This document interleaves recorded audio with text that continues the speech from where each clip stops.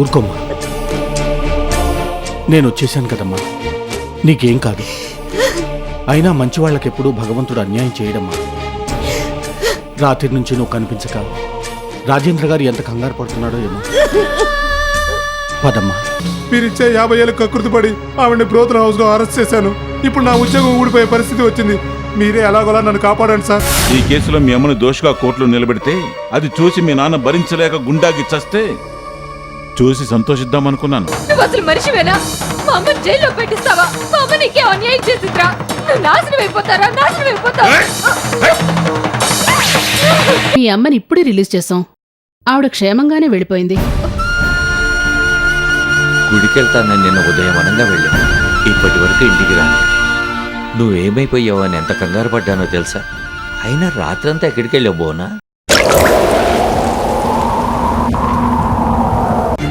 ఏమంటున్నారు మీరు? మీరు నా భార్యను ఆదుకున్నారు అంటే తనకేం జరిగింది?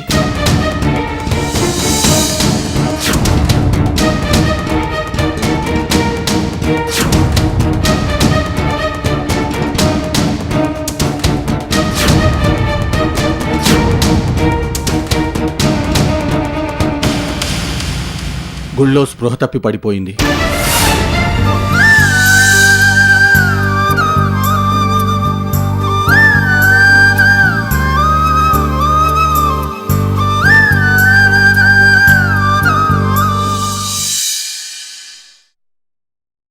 పాపం ఉదయం నుంచి పచ్చి మంచినీళ్ళు కూడా తాగకుండా అలా గుడి చుట్టూ ప్రదక్షిణలు చేసి నీరసంతో కళ్ళు తిరిగి పడిపోయింది. సరిగ్గా అదే టైంకి నేను అక్కడికి వెళ్ళాను. తన నా పరిస్థితిలో చూసి వెంటనే హాస్పిటల్కి తీసుకెళ్లాను.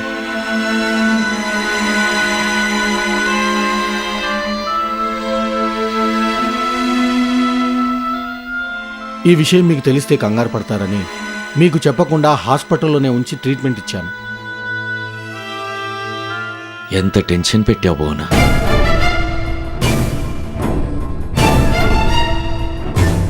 నువ్వు రావటం ఒక్క క్షణం ఆలస్యమైనా ఈ పార్టీ గుండాకి చచ్చిండేవాడిని తెలుసా?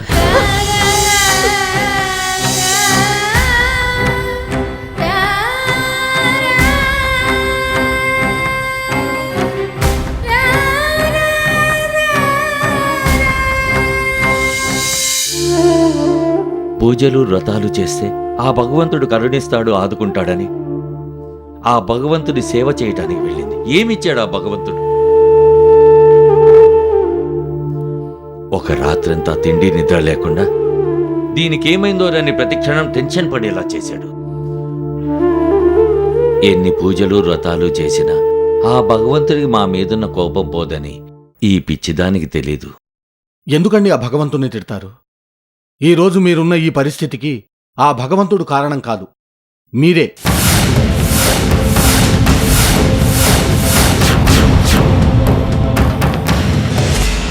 ఏంటి చిరంజీవి గారు, నా పరిస్థితి మొత్తం తెలిసి కూడా మీరిలా మాట్లాడతారేంటి? ఒక్క 6 నెలల క్రితం వరకు నా పరిస్థితి ఏంటి, ఇప్పటి నా పరిస్థితి ఏంటి? ఇంత ఆస్తి ఐశ్వర్యం సంపాదించడానికి ఎన్నో సంవత్సరాలు కష్టపడేలా చేసిన ఆ భగవంతుడు మొత్తం సర్వనాశనం అయిపోతున్నా కాపాడుకోలేని నిస్సహాయ స్థితిని, పరిస్థితుల్ని కల్పించాడు. ఈరోజు నా దరిద్రానికి కారణం ఆ భగవంతుడే. ఆ భగవంతుడు నేను కోలుకోలేనంత అన్యాయం చేశాడు. భగవంతుడు కష్టాలు కలిగించవచ్చు, కానీ అన్యాయం మాత్రం చెయ్యడు. మీకు కష్టాలు కలిగించిన ఆ భగవంతుడే మిమ్మల్ని ఆదుకోవడానికి నాలాంటి ఆత్మీయుల్ని, స్నేహితుల్ని ఎంతోమందిని మీకిచ్చాడు. కానీ మీరే ఆత్మాభిమానం పేరు చెప్పుకొని మా అందరికీ దూరంగా ఉంటున్నారు. మేమందరం ఉండగా మీరు ఈ పరిస్థితిలో ఉండాల్సిన అవసరం ఏంటి? మీరు నాతో రండి, మిమ్మల్ని పువ్వుల్లో పెట్టి చూసుకుంటాను. మీరు జీవితంలో కోల్పోయినవన్నీ తిరిగి మీకు సమకూరుస్తాను. చాలండి, నా మీద మీరు చూపిస్తున్న ఈ దయ చాలు. ఇంతకు మించి జాలి దయ తట్టుకునే శక్తి నాకు లేదు. మీరు నా మీద అభిమానంతో నాకు సహాయం చెయ్యాలనుకున్నా నాకు మాత్రం మీ దగ్గర బిచ్చమెత్తుకునే ఫీలింగ్ కలుగుతుంది.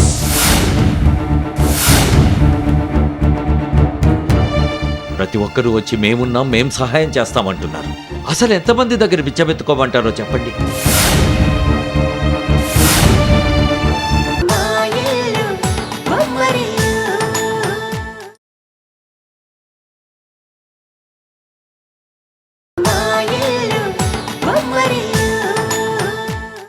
ప్రతి ఒక్కరూ వచ్చి మేమున్నాం, మేం సహాయం చేస్తామంటున్నారు. అసలు ఎంతమంది దగ్గర బిచ్చమెత్తుకోమంటారో చెప్పండి. ఈ పరిస్థితి రాకూడదని ఎవరికీ తెలియకుండా ఎక్కడికన్నా వెళ్ళిపోదామనుకున్నాం. కానీ ఆ భగవంతుడికి మేము ఈ మాత్రం సుఖంగా ఉండటం కూడా ఇష్టం లేదు. అందుకే మళ్ళీ ఇక్కడే ఉండేలా చేశాడు. ఇక మా వల్ల కాదు, ఎక్కడికైనా వెళ్ళిపోతాం. మీరు ఈ జన్మలో మారరు. అసలు మీలాంటి మనిషి ఈ లోకంలో ఎవరూ ఉండరు. ఆత్మాభిమానానికి కూడా ఒక హద్దుంటుందండి. గొప్ప భర్త దొరికాడమ్మా నీకు. స్నేహితుల దగ్గర సహాయం తీసుకోవడం అంటే బిచ్చమెత్తుకోవడం అనుకుంటున్నాడు మీ ఆయన. ఈయననేమనుకోవాలి?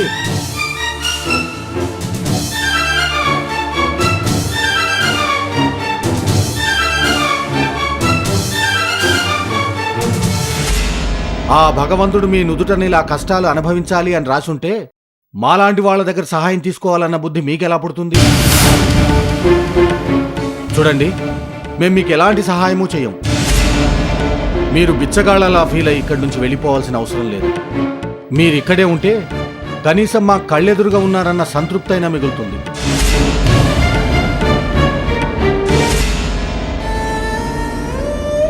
ఏంటి బోనా, ఇలాంటి భర్త దొరికాడేటా నువ్వు కూడా బాధపడుతున్నావా?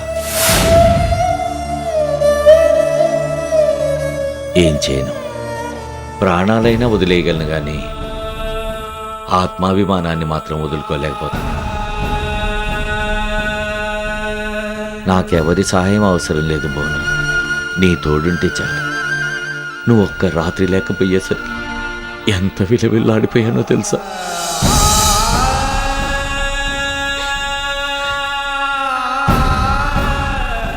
పిడికెడ అన్నమైనా సరే నీ చేత్తో పెట్టేసరికి పంచపక్ష ప్రమాణాలు తినేంత తృప్తి కలిగేది.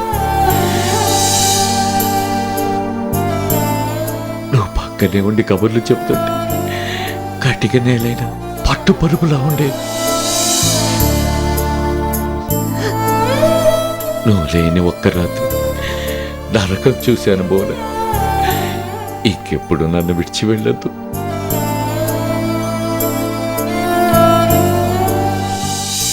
ఇంకెప్పుడు నన్ను విడిచి వెళ్ళవు కదా బోనా.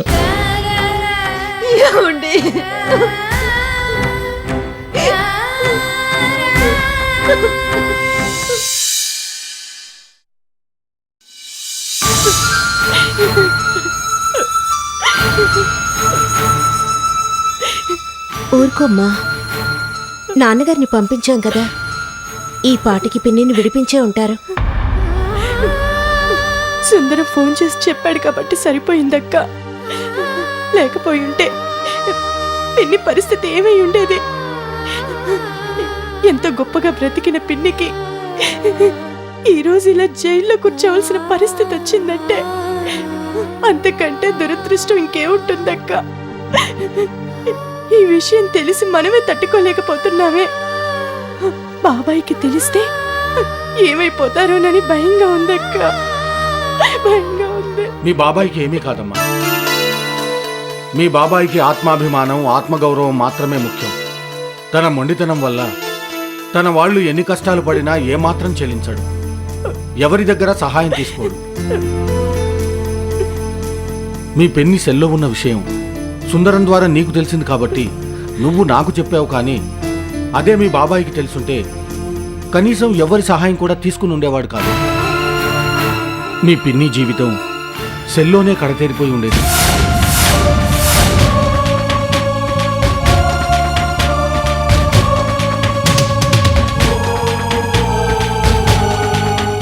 ఇప్పుడు పిన్ని పరిస్థితి ఎలా ఉంది అంకుల్? ఎలా ఉంటుందమ్మా? జరిగిన అవమానానికి సగం చచ్చిపోయి బాధని బయట పెట్టుకోలేక లోపల దిగమింగుకోలేక కుమిలిపోతుందమ్మా.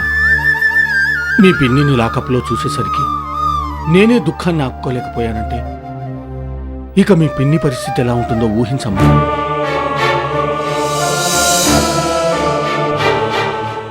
అసలు ఈ పరిస్థితికి కారణం ఎవరమ్మా?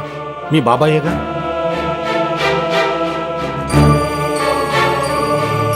ఆయనకి భార్య అయినందుకే కదా మీ పిన్నికి ఎన్ని కష్టాలు.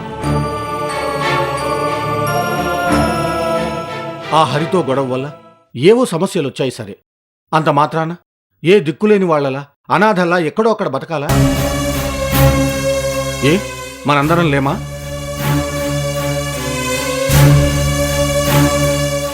మన సహాయం తీసుకుంటే తప్పేంటి?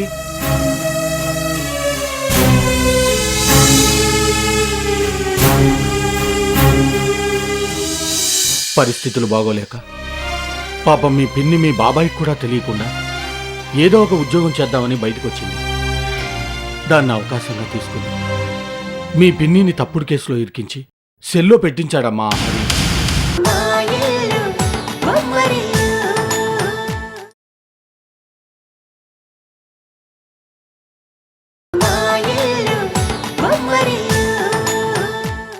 పరిస్థితులు బాగోలేక పాపం మీ పిన్ని మీ బాబాయికి కూడా తెలియకుండా ఏదో ఒక ఉద్యోగం చేద్దామని బయటకు వచ్చింది.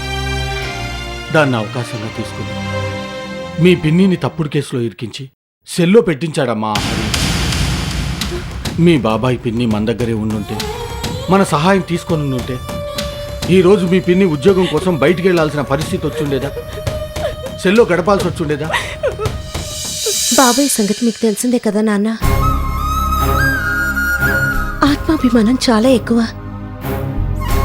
ఎన్ని కష్టాలైనా భరిస్తారేమో కానీ ఎవరి దగ్గర చేయి చాచరు. ఎందుకు వచ్చిన ఆత్మాభిమానం అమ్మా? మనల్ని నమ్ముకున్న వాళ్ళని కష్టాల పాలు చేసి ఆత్మాభిమానం ఎందుకు?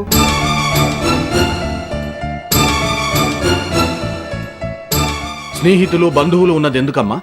కష్టాలు వచ్చినప్పుడు కాపాడడానికే కదా.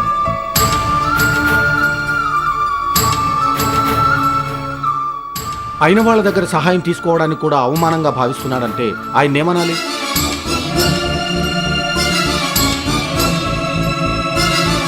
రాముడంతటి వాడే కష్టాలు వచ్చినప్పుడు వానరుల సహాయం తీసుకున్నాడమ్మా.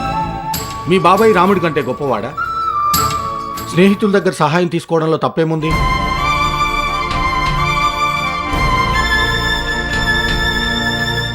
మా బాబాయ్ గురించి మాకు చిన్నప్పటి నుంచి తెలుసు అంకుల్. మనం ఎంత బాధపడ్డా ఆయనలో ఏమాత్రం మార్పు రాదు. బాబాయ్ గురించి బాగా తెలిసిందాన్ని కాబట్టే నేను సహాయం చేస్తున్నానని తెలియనికుండా అవినాష్ గారి చేత సహాయం చేయించాను. కానీ దురదృష్టవశాత్తు ఆ హరిబావ గారు ఆ అవకాశాన్ని కూడా పాడు చేశాడు. ఇక బాబాయ్ పిన్నిలని ఎలా ఆదుకోవాలో నాకు అర్థం కావడం లేదు అంకుల్. మీ బాబాయిలో మార్పు రానంత వరకు మనం ఏం చేయలేమమ్మా. నాకు అన్నిటికంటే బాధ కలిగించిన విషయం ఏంటో తెలుసా? ఎంతో రాజసంగా బతికిన మీ పిన్ని 24 గంటలు జేబులు కొట్టే వాళ్లతో సెల్లో గడపాల్సి వచ్చిందంటే ఇంతకన్నా దారుణం ఇంకొకటి ఉంటుందమ్మా. ఇలాంటి పరిస్థితి ఇంకొకసారి రాకూడదని మీ బాబాయికి కావలసినంత సహాయం చేస్తానన్నా.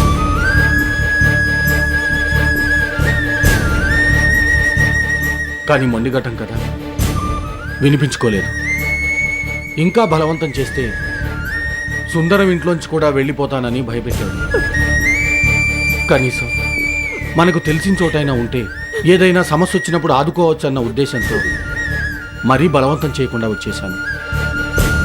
ప్రస్తుతానికి మనం దూరంగా ఉండి చూడడం తప్ప ఇంకా ఏమీ చేయలేమమ్మా.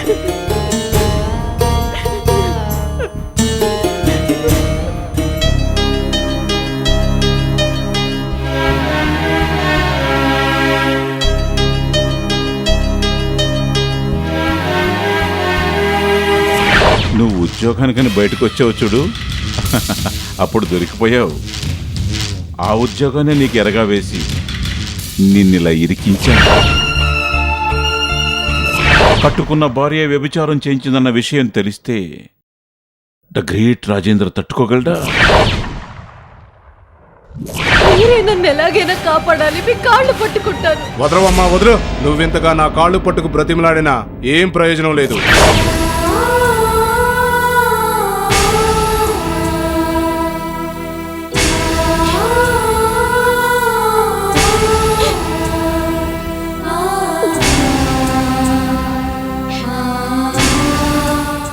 ఎందుకు ఏడుస్తున్నావు బోనా?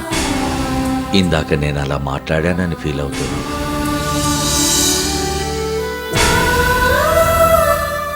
ఏం చేయని చెప్పు బోనా. ఒక్క రాత్రి నువ్వు కనిపించకపోయేసరికి చాలా భయం వేసింది. ఐశ్వర్యం మొత్తం కోల్పోయినప్పుడు కూడా అంత భయమే లేదు తెలుసా. ఇక నుంచి నువ్వెక్కడికి వెళ్ళొద్దు బోనా. ఈ గుళ్ళు పూజలు ఉపవాసాలు ఏవీ వద్దు. ఇంట్లో దీపం పెట్టి మనస్ఫూర్తిగా ప్రార్థించు చాలు.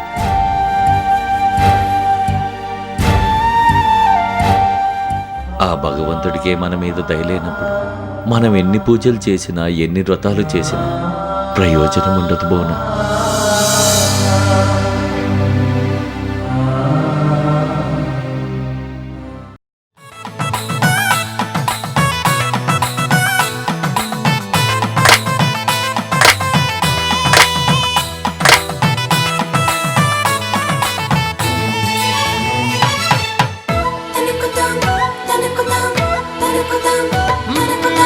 ఎక్కడిదో అల్లరి గాలి సరదాగానే వీచే చిన్నారి కిన్నెరసాని పయనాలేమో చూసి